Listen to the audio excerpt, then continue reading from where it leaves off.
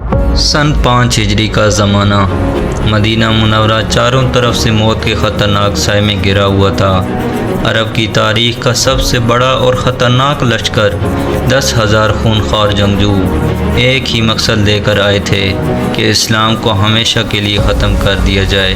ان کے راستے میں صرف ایک خندق تھی، اور پھر وہ لمحہ آیا جب خندق کو عبور کر کے دشمن کا ایک ایسا جنگجو مدینہ میں داخل ہوا جسے عرب کے 1000 مردوں کے برابر سمجھا جاتا تھا۔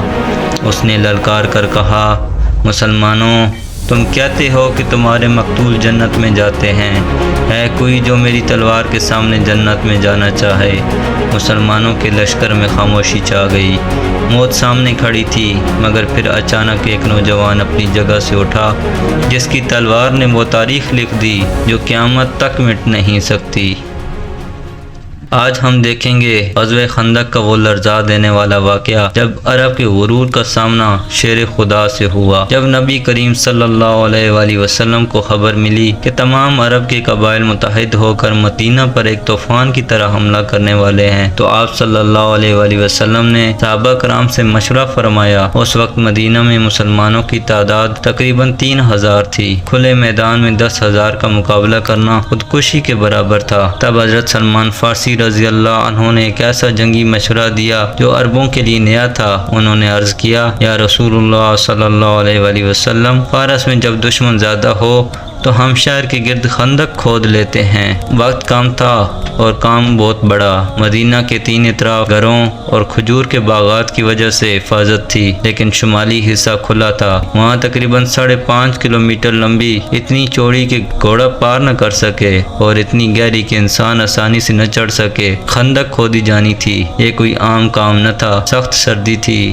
بھوک کا یہ عالم تھا کہ کئی دن فاقہ ہوتا تھا۔ صحابہ نے محنت سے وہ ناممکن کام ممکن کر دکھایا اور دشمن کے پہنچنے سے پہلے خندق تیار ہو گئی۔ جب ابو سفیان کی قیادت میں لشکر احزاب مدینہ پہنچا تو وہ حیران رہ گئے۔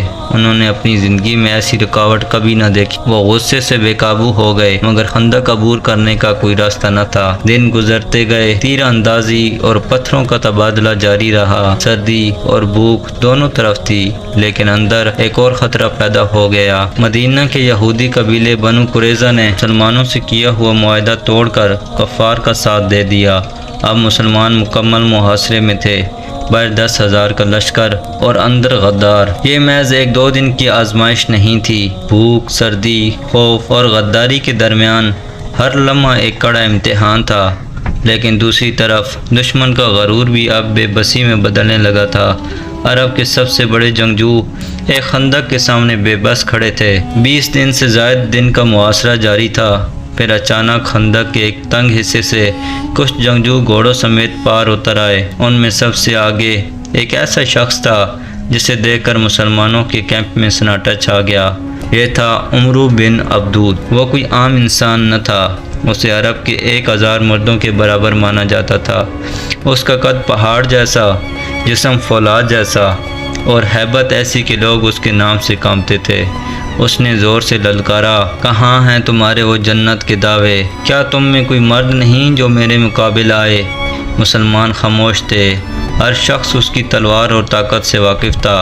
اس نے دوبارہ للکارا اور طنزیہ انداز میں شعر پڑھا۔ اسی لمحے رسول اللہ صلی اللہ علیہ وآلہ وسلم کے پاس سے ایک نوجوان اٹھا۔ یہ تھے حضرت علی المرتضیٰ رضی اللہ عنہ۔ انہوں نے عرض کیا، میں جاؤں گا یا رسول اللہ۔ آپ صلی اللہ علیہ وآلہ وسلم نے فرمایا، بیٹھ جاؤ، یہ عمرو ہے۔ عمرو نے تیسری بار للکارا۔ حضرت علی پھر اٹھے اور اجازت طلب کی۔ تو کیا ہوا اگر وہ عمرو ہے؟ میں بھی تو علی ہوں۔ یہ سن کر رسول اللہ صلی اللہ علیہ وآلہ وسلم نے حضرت علی کو اپنے پاس بلایا، اپنے ہاتھوں سے امامہ باندھا، زرہ پہنائی اور اپنی مشہور تلوار ذوالفقار عطا فرمائی۔ پھر فرمایا، آج پورا ایمان پورے کفر کے مقابل جا رہا ہے۔ حضرت علی میدان کی طرف بڑھے۔ عمرو نے طنز کیا، میں تمہارے باپ کا دوست تھا، واپس چلے جاؤ۔ حضرت علی نے فرمایا، لیکن میں تمہارا خون بہانا چاہتا ہوں۔ یہ سن کر جنگ شروع ہو گئی۔ عمرو نے شدت سے حملہ کیا۔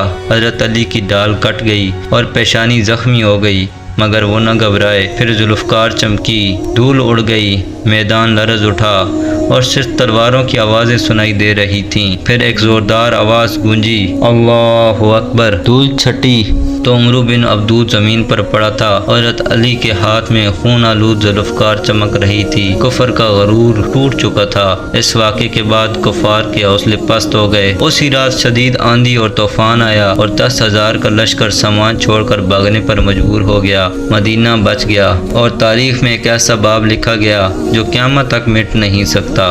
اس واقعے کے بعد کفار کے حوصلے ٹوٹ گئے اور ان کے دلوں میں خوف بیٹھ گیا۔ 10,000 کا لشکر ذلت کے ساتھ مدینہ چھوڑ کر واپس چلا گیا اور یوں اللہ کی مدد سے مسلمانوں کو عظیم فتح نصیب ہوئی۔